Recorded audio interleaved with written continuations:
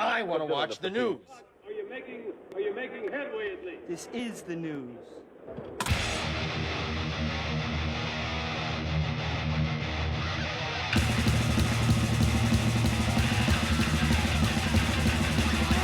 Smack 'em a gob, it's time for the only news that matters.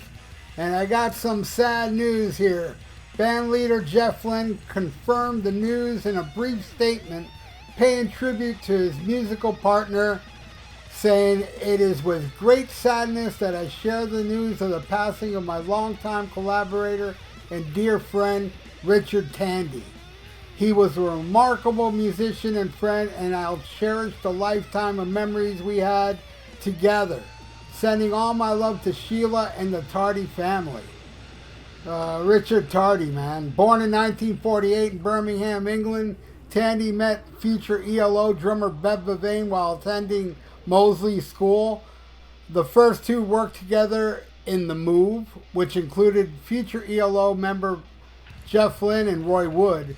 When Tandy contributed keyboards to the band's chart-shopping 1968 hit, Blackberry Way. Wow, that was a hit. Cheap Trick does a cover of that song. Tandy also served as Move's touring keyboardist and later touring bassist as Trevor Burton recovered from a shoulder injury. In 1970, Roy Lynne and Vavain formed ELO, with Tandy soon joining on bass. When Lynne became the group's leader following Roy's departure, Tandy switched to keyboards, a position he would maintain for the rest of the time in the band. His vast arsenal of instrumentals included the piano, mini Moog, clairvent, Wurtzel, I don't know what the hell that is. It's an electric piano, I guess, and Mellotron, amongst others. Tandy played on every ELO album from 1973 ELO 2 through 1986 Balance of Power, after which the group disbanded. He also made guest contributions on Zoom and From Out of This World, but really those are Jeff Lynne's solo albums, so I don't really count those. And plus, Richard just played like a song on each album, so that doesn't really count. It's not ELO anymore, though there are some good stuff. When I Was a Boy, amazing song. Anyway, Richard said that at the start, I probably did most of the keyboards, but as recording techniques changed and synthesizers and electronics came into the picture, Jeff did more and more. Tandy told ELO fanzines Light that by the time we got to Balance of Power, the usual way was to have a stack of keyboards in the control room, and me and Jeff playing along to the drum track and Bev adding things later on. Outside of ELO, Tandy also formed the Tandy Morgan Band with ELO touring members David Morgan and Martin Smith, releasing the concept album Earthrise in 1985. So there you go, man. I had to make a news report about this because ELO is an extremely important band to me. You know, I was into ELO before I really was into music. You know, when I heard Kiss and I had to find hard rock, that's when my life went crazy. But there were two bands back then that actually owned their records, albums. And that was Kansas and ELO. I owned, well, actually on 8-track, I owned Ole ELO, the compilation ELO album, A New World record I had on 8-track, and Out of the Blue I had on 8-track. And I just played them to death, and then later I started collecting. You know, I would collect the ELO albums before I was really into music, and it wasn't like, oh, I'm hell-bent on collecting them. It was just whenever I got around to it, I'd buy an ELO album. And, you know, the only one I couldn't find back then was the first one, No Answer. But every other record store had every other album, you know, but it's sad, man, because this guy was a genius. Richard Tandy did so much crazy shit on that keyboard. Listen to the song The Whale on Out of the Blue and just a whole other things. There's a great video on YouTube of just Jeff Lynne and Richard Tandy alone playing Telephone Line. It's gorgeous. Alright, now I want to rank the real ELO albums, and there's 13 in all of them. And I am not going to include Zoom and what came on after that, because to me, those are Jeff Lynne's solo albums. He's the only member. Richard Tandy came in and did a song. You know, it doesn't count to me. I'm going to go all the way up to the album Balance of Power. And that's 13 albums. So here we go. At number 13, I'm going with Xanadu. I know it's not technically a full ELO album. They do like 4 or 5 songs on it. I do enjoy the song The Fall. It's okay. But yeah, as a whole, now, and if you do not want to count that as an ELO album, then let's go with the top 12 ELO albums. And at number 12, I'm going to go with ELO 2. ELO 2, it's not bad, but they're trying to find themselves. But yeah, it has the awesome version of Roll Over Beethoven, which, yeah, call me blasphemous, call me what you want, but I'm not a Chuck Berry fan. And I don't like the way the Beatles did it either.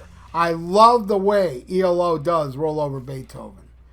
You know, how they mix in the Beethoven music and Chuck Berry, and they just make it awesome. I absolutely love it. Highlight of that album. All right, at number 11, I'm going to go with the first album, No Answer, which again, I like it a little more than ELO 2 as a whole, but they aren't really, they haven't found their niche yet. They're looking for it. And, you know, some of it's pretty good. That Overture song that opens the album, I love that song. And yeah, that was the one album hard for me to find when I was a little kid. All right, number 10, Secret Messages. Again, not bad. It has its moments, but this is kind of like ELO on their way out. The gas tank is getting a little empty now. And as a whole, I don't think it's a strong album. All right, at number 9, Balance of Power. Their last album, which, you know, it had its moments. Like, I like the song So Serious and Getting to the Point, I think are great. The rest, yeah, not really my thing. But, you know, 2 good, strong songs. All right, number 8, I like this one a lot, actually. Not all these albums I like. Number 8, Time, which I believe was their only concept album, I think. By the time Time came out, I wasn't into ELO anymore, so I never heard this album until decades later when I got into an ELO kick, and I bought Time on vinyl. I found it at a cheap place for like $1 or $2. And this was before vinyl became popular again. You know, I used to go to this record store called CD Trader, and they used to always have cheap albums that people would bring in. They would put it in the bins for like $2-3, some $1. And this one I think was like $2. Anyway, it's a great album.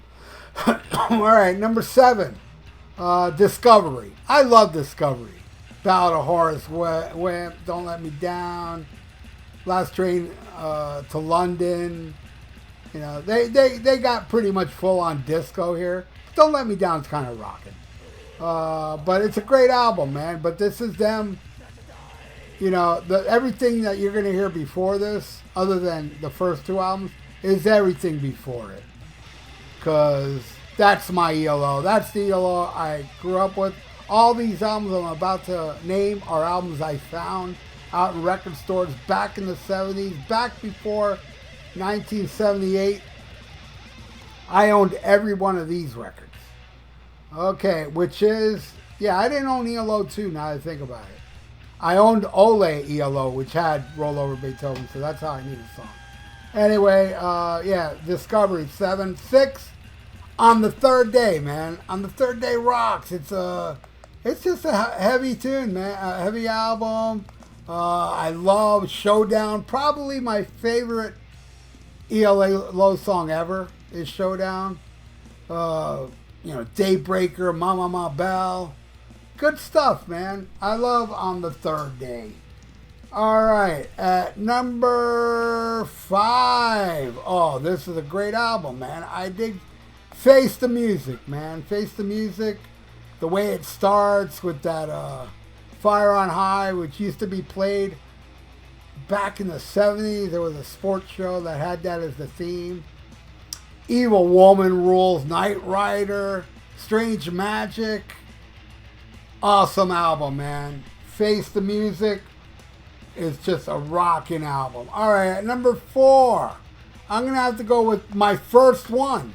The first one I ever purchased, which is New World Record. New World Record, and wait, did I skip one? No, it's at number 3 is New World Record. That's how I made the mistake. Number 3, New World Record. Telephone Line, Rockaria, I love that song. Living Thing, Do Ya, Tightrope, So Fine. I love this album. I bought it as a little kid. My first ELO record because I bought it because of the song Do Ya. I love Do Ya so much as a little kid. I usually go out and buy 45s. I don't know why I didn't buy that in a 45. Because back then, that's all I would buy are 45 records, not albums. This was my first album, I believe, you know? No, that's not true. Kansas Left Overture was my first album. This was my second album I ever purchased. And I love A New World Order. All right, at number 2. Oh, man, do I love El Dorado. Yup, El Dorado really shot up high on my album list because I own a lot of albums before El Dorado, but man, can't get it out of my head. It's probably the most gorgeous ballad they ever did. I love Boy Blue. I love the song El Dorado and Illusions of G Major, Mr. Kingdom, Poor Boy, The Greenwood. Love it all. This is an amazing album. I got to give it to El Dorado to reach all the way up to the second. It didn't make it because my all-time favorite ELO album, and I bought this one when it was new, the double album, Out of the Blue. Man, this album was promoted so well in the 70s. It was everywhere, man. Like, they promoted the living hell out of this album. This was, you know, on the cusp of me almost discovering Kiss. And that's where, you know, the floodgates open. But this was like in 77, I believe this album was released. Like a good, like a half a year before I went apeshit. But man, Turn the Stone, one of the greatest songs. It's Over, Sweet Talking Woman, Mr. Blue Sky, Jungle, Wild West Hero, oh, The Whale. Listen to The Whale and hear how amazing this guy was. You know, Richard Tandy. Listen to The Whale, man. I Am after this. As a tribute, man. And Standing in the Rain. Just amazing. An amazing album that I absolutely love. So there you go. That is my ranking of the 13 real ELO albums to me. So rest in peace, Richard Tandy. Thank you so much for the memories, my childhood soundtrack, the tunes. You were a genius, and you will be missed. My condolences to your fans, your friends, and your family. Rest in peace. And thank you all for watching The Only News That Matters. Crank up some ELO, man. Put on The Whale. Go listen to The Whale for Richard Tandy. And thank you for watching, and please subscribe to my channel if you haven't, and ring that little notification bell. And like the video. It's good for the YouTube algorithm. So stay frosty. Listen to The Whale. And smack 'em a gob.